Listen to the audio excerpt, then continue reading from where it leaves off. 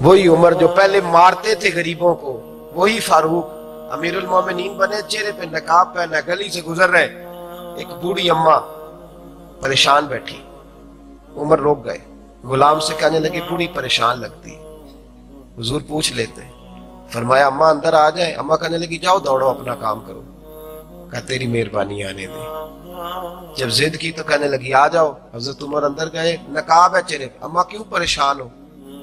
کہنے لگی عمر سے بڑی شکایت۔ کیا ہوا؟ کہنے لگی بوڑھی بھی ہوں، بیوہ بھی ہوں، بے اولاد بھی ہوں، 25 دینار کا قرضہ چڑھ گیا، 3 دن ہو گئے روٹی نہیں کھائی، عمر امیر المومنین ہے، اس نے میرا حال ہی نہیں پوچھا۔ حضرت عمر کہنے لگے اماں عمر کو کیا پتا تو اس حال میں ہے؟ تو مدینے کی وہ بوڑھی عورت بھی جانتی تھی کہ جمہوریت کیا ہوتی ہے، جمہوریت کیا ہوتی ہے۔ اماں عمر کو کیا پتا کہ تو اس حال میں ہے؟ تو وہ اماں بولی، کہنے لگی کیا کہا تم نے؟ عمر کو پتا نہیں؟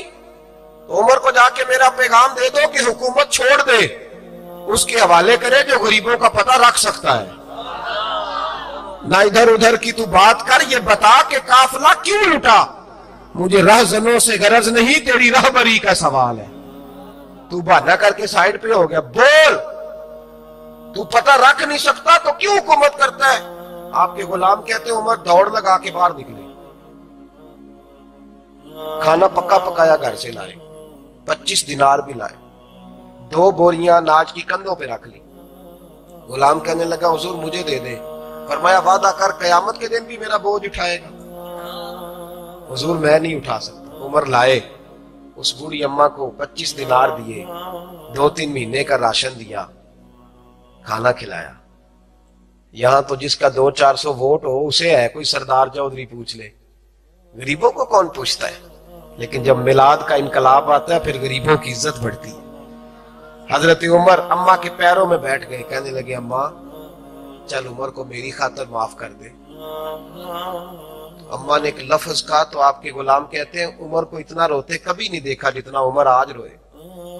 اماں کہنے لگی میں کوئی نہیں معاف کروں گی، میں تو بوڑھی ہوں، کسی وقت بھی بلاوا آئے گا، جب میں مروں گی نا نبی پاک میری قبر میں آئیں گے تو میں عمر کی شکایت لگاؤں گی، میں کہوں گی محبوبہ میں غریبنی، مجبور، پریشان، آپ نے اس کی ڈیوٹی لگائی تھی، اس نے میرا حال نہیں پوچھا۔ آپ کے غلام کہتے ہیں عمر اس طرح روتے جیسے بچہ بلک کے روتا۔ کہنے لگے اماں اس طرح نہ کرنا، عمر بڑا کمزور ہے، وہ بڑا کمزور ہے، وہ یہ شکایت نہ لگانا، عمر بڑا ماڑا ہے، حضور کا سامنا نہیں کر سکے۔ اماں کہنے لگی نہیں، میرا دکھ ہی بڑا ہے، میں عمر کی شکایت لگاؤں گی۔ حضرت فاروق اعظم منت کرنے لگے تو بوڑھی کہنے لگی چل تیری خاطر عمر کو معاف کیا۔ حضرت عمر کہنے لگے مجھے لکھ کے دے، اماں کہنے لگی تم لکھ دو میں سائن کر دیتی ہوں۔ حضرت عمر نے لکھا فلاں بنت فلاں عمر سے ناراض تھی، پھر عمر نے راضی کر لی۔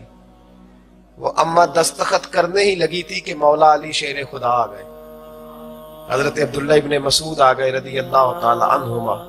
اندر آتے ہی کہنے لگے عمر جہاں کھڑے ہو میں سارے مدینے میں ڈھونڈ آیا ہوں، وہ ملک شام کے کچھ سفیر ملنے آئے۔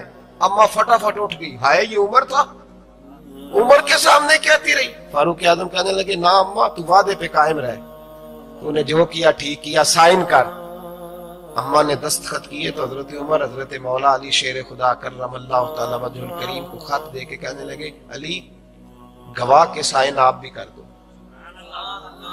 عبداللہ بطور گواہ تم بھی دستخط کر دو۔ جب سائن کر دیے تو حضرت عمر نے رکا لپیٹا اور حضرت علی کو دے کے کہنے لگے علی مجھے امید ہے میں تم سے پہلے دنیا سے چلا جاؤں گا، جب میں مر جاؤں تو یہ رکا میرے کفن میں رکھ دینا۔ میرے نبی نے اگر پوچھا عمر میری امت کا کیا کر کے آئے ہو تو میں رکا نکال کے عرض کروں گا مولا ایک بوڑھی اماں ناراض تھی میں اسے بھی راضی کر کے آیا ہوں۔ اور بھائی میلاد انقلاب کا خدا را امیروں کا انتظار نہ کرو، غریب ایک دوسرے کے آنسو پوچھو۔ دین کی بات پھیلانا صدقہ جاریہ ہے، ثواب کی نیت سے ویڈیو کو شیئر ضرور کیجیے۔ جزاک اللہ۔